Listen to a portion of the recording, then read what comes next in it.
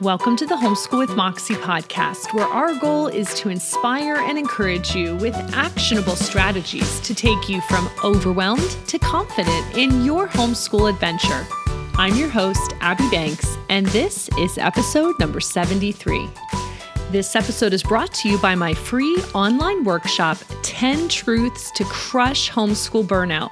Whether you're a new homeschooling parent or a veteran parent, I want you to know that there are some mindset shifts that need to take place in order to avoid that burnout that unfortunately a lot of us experience. So whether you're just starting out or you've been at it for a while, I think you'll be encouraged, inspired, and helped by some actionable strategies in this workshop, 10 Truths to Crush Homeschool Burnout. You can find it at 41more.com/burnout.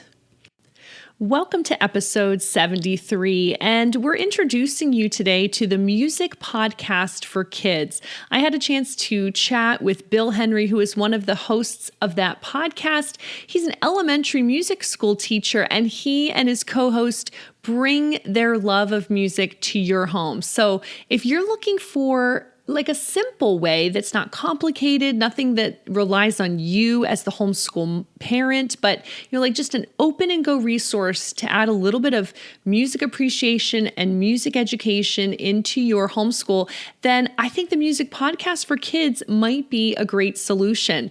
It's free, right? Who doesn't love an awesome podcast? And I think you could do this at lunchtime with the kids or while you're driving in the car. It doesn't have to be difficult to fit into your day. So listen in on this conversation I have with Bill Henry. He's the host of that podcast, and we will drop links to the podcast and to their website into the show notes, which you can find at 41more.com/73. Bill Henry, thanks for joining me on today's podcast. Yes, thank you so much for having me, Abby. This is great.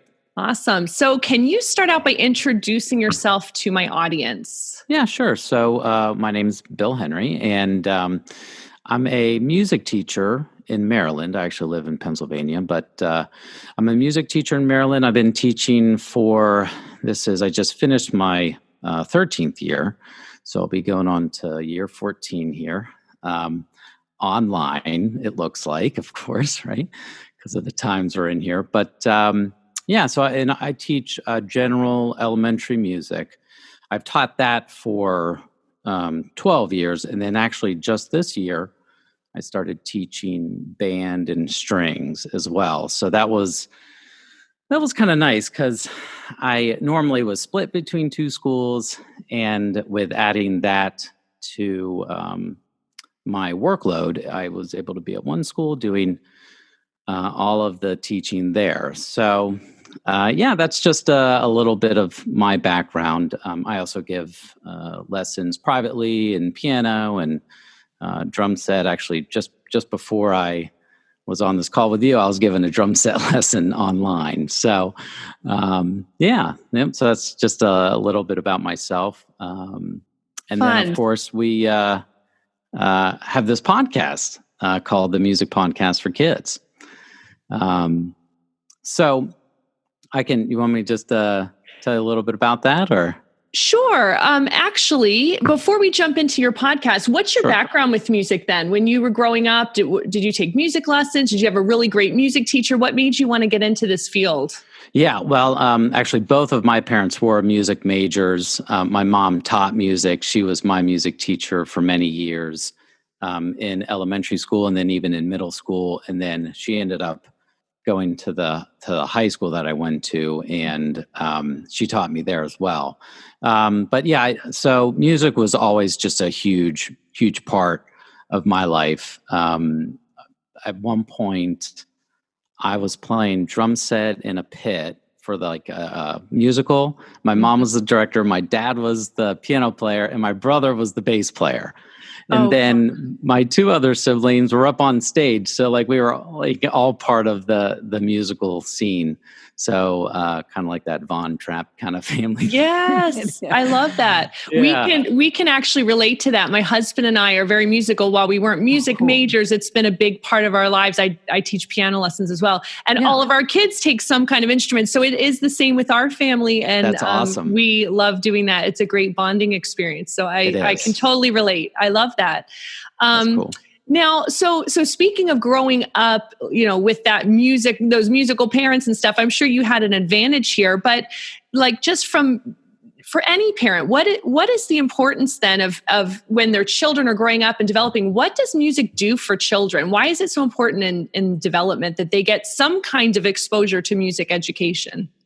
Yeah, I mean, I think it's really a vital part to their learning experience. I mean, for one, music is a subject that hits both parts of the brain at the same time. It's really pretty amazing. So if you're looking at music and reading the music, you are, well, first you're really taking in a different language, right? And then the way that your brain is translating that is mathematical, with the way that the notes are being organized. But then you're also, you know, taking those notes, putting it through an instrument, and creating this emotion, right? So this an emotion of joy, or um, and the joy that you get in playing is then going to an emotion of someone else. So it's such a powerful subject. Mm-hmm. And I feel like just me explaining that is just kind of the tip of the iceberg. Mm-hmm. And so, I mean, there's been studies that show that it enhances students academically, with other subjects. But it's just such a powerful tool for kids and even for adults, Mm-hmm. and it carries through. It's something that kids can do for the rest of their life if they commit to a certain amount of time, per week. Mm-hmm. So it's such the more that I teach, the more that I see the results I get from kids, and not just academically, or not just how they feel when they perform, but even just the confidence that they get. Mm-hmm. Right? Mm-hmm. Because not every kid is gonna be a baseball player or a football player, and that's fine. There's nothing wrong with that. But for those kids that might not latch on to some other things, the music is really the thing that can give them that sense of empowerment. And I think that's another really important fact to this whole thing. So to give kids the opportunity to explore that, I think is great, and that's kind of part of what we're trying to do. Yes. And I mean, individual lessons are great if you can afford it and you have a teacher, Yes. but I think some parents get paralyzed thinking, well, we can't do that, so we can't do anything. But I think that what we're going to talk about your podcast, there are ways that you can still introduce music, even if the parent doesn't know anything about it, right? And even if it's not an actual music lesson for an instrument. So can you talk about the difference between, it's still valuable music education, even if you're not learning to play an instrument? Is that correct? Yeah, absolutely. And I think that there are, when it comes to podcasts anyway, we haven't seen a show quite like ours, and that was one reason we wanted to do it, was to give the ability to to listen anywhere for free and get a nice music education, just learning about general music concepts.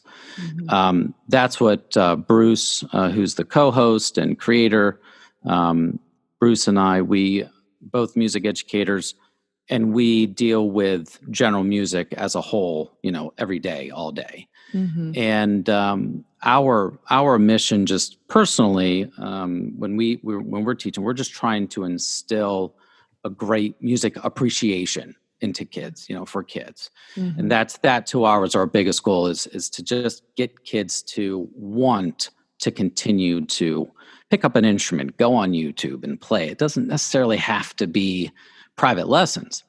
And so that's what we're trying to capture that in this podcast as well, is to give parents and kids the ability to just sit back and just listen and enjoy and have fun with it. And maybe it sparks something else, right? To where a kid goes, "Oh, this is kind of cool." Or, when they're doing one of so we have a listening challenge in there. If they're doing the listening challenge and they're noticing that they're pretty good at, picking up on the answers, it's like, oh, well, maybe this could be something that we do, So yeah, that's one of our big goals, is to just really spread this appreciation of music and understanding of it. So cool. So we're kind of jumping around. The main topic is your podcast, the music podcast. Yeah. So let's jump into talking more about your podcast and sure, great. How do you envision families using it? So, obviously people listening to my podcast are mainly homeschool families. So if you were going to advise these moms who say, okay, here's this resource, how would you suggest they use it in their homeschool? Yeah, so a great way to use it in the homeschool. It could be a great time when you're just taking a break from the academics that you're doing. Right, it's a little shift in the types of things you're talking about, but it's also just, music is audio based anyway. So to just sit back and to listen, I think, is a nice break. So it could be something that could be done, even if you're noticing, like, I don't know, he seems to be a little kind of run down, right? So, and this is something that I see as a teacher, right? Every day, if you might be going through a lesson plan that you just love, but the kids might not be responding to it, you have to go in a different direction. You have to figure that out real quick, and you have to have things prepared in order to keep a kid engaged. And so this could be a great way to do that. Maybe we take a break and let's listen to the music podcast for kids. And the show it's educational, of course, but it's also supposed to be entertaining. So it's like story based. We put ourselves in, some situations, like if we're talking about music from different countries, we might be time traveling to different, time periods that discuss the music from that country, or, so we're doing things that are, we're trying to paint a picture in kids' heads as we're also giving that information to them about music. So I think that's a great way to implement it. It could be even where you cut out a time that, we're going to learn about music, and we listen to the music podcast for kids. And we even have worksheets that go along with it. And like for those listening challenges, I was talking about those before. So you could have the student could listen, your kid could listen to it. And then at the end, they have that little listening challenge that goes along with what we talked about, Okay, so, cool. Yeah. I did not realize you also had resources that went with that, like worksheets. So very cool. Yeah. Okay. Yep. So we will link to all that in the show notes so people can find it. So what ages is this ideal for? Anyone in the elementary years? Is that who you're targeting? Yeah, it's mostly elementary. Yeah. So we would, kids, we've used it in our classrooms, and actually when we went virtual learning, in March because of the COVID, our supervisor said, "Hey, can we use your podcast for?" And we were like, "Yeah, that'd be great." So we were super excited because we had a bunch of music teachers using it, and for kids at home, and it was a great resource. Very so, yeah. Is that where I was going with that? Where was I going with that? I can't. Awesome. No, so what, give us an example of some topics you've covered recently on your podcast. So what kind of things are kids going to learn? And are your shows like an hour long? What's the time span? Yeah, they're usually 15 to 20, maybe 25 minutes long. Okay, perfect. Yeah, That's yeah. actually a really good amount of time for homeschool families, right? Yes, You could yeah, listen it to it while is. you're eating lunch or, Exactly. something like that. So Yeah, yeah, in to the what car, Mhm, right, right, exactly. yeah. Yeah, we didn't want it to be too long. I mean, they're pretty in depth. They're very rich, I think, Mhm, with information too. mhm, So yeah, going any longer than that, I think it'd be almost you would kind of mhm, lose a student. mhm, But yeah, the ages. We were. I mhm. was kind of getting into the ages. So yeah, 5. I mean, my kid, he's 4, and he'll say, listen to music podcast for kids. Like he Oh, wants to listen to it. mhm. So even kids at that young, are pretty engaged with it and listening to it, and understand what's going on. But yeah, it'd probably go to like age 10. Mhm. um, so yeah, the show is about 20 minutes long, and there are different sections to it, which I think is nice too, because it's not just focusing on that one subject. So some of the subjects you would see are like the woodwind family. We'll learn about the different families of instruments. We talk about world music, so music of Japan, music of Latin America.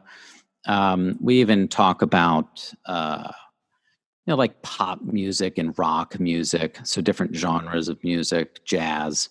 And uh, we're in the process of recording new material now, which we'll be releasing. And some of those shows are music of Australia. And we actually had, I interviewed, his name's Tim Topham. He has a Mhm. podcast. I don't know if you know Tim Topham. Yeah, I know of him. Okay. Yeah. We had him on the show because I had just listened to his podcast and said, because he's from Australia. So Yep. that's why we interviewed him. So that was pretty cool to interview Tim. So, we're trying to, talk to other people in the industry as well and do some we call that our just chatting part of the Mhm. show. So we have like the main core part of the show. We have a music word of the day. We have a joke of the day, and we actually have kids send jokes in. And then we have the just chatting part, which is a lot of fun. It's usually Bruce and I kind of, just chatting about what we're doing in our class or what's going on in our music world. But then we're actually having some other people join that show as well. So yeah, it's a lot of fun.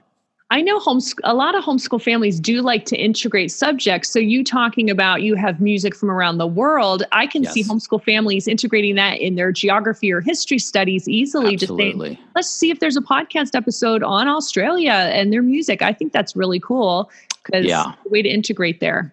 Yes. Yeah. There are definitely ways that you can tie things in. You could even, like with our, like even talking about the instruments.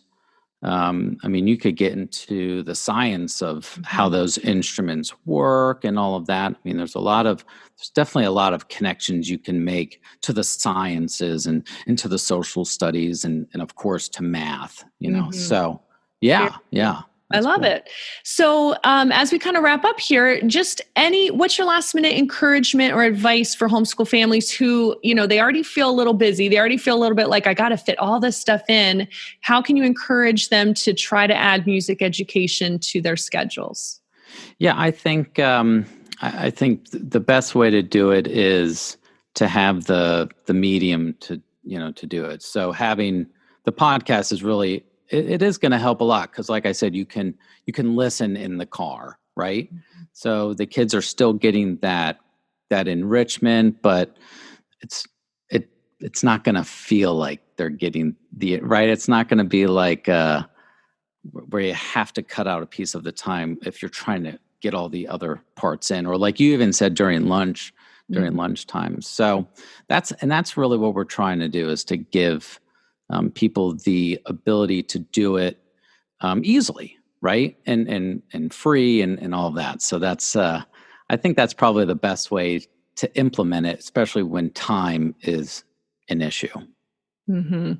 Thanks for sharing your podcast with us today, Bill. And thanks for joining us on my podcast. Awesome. Thank you so much for having me, Abby. I appreciate it.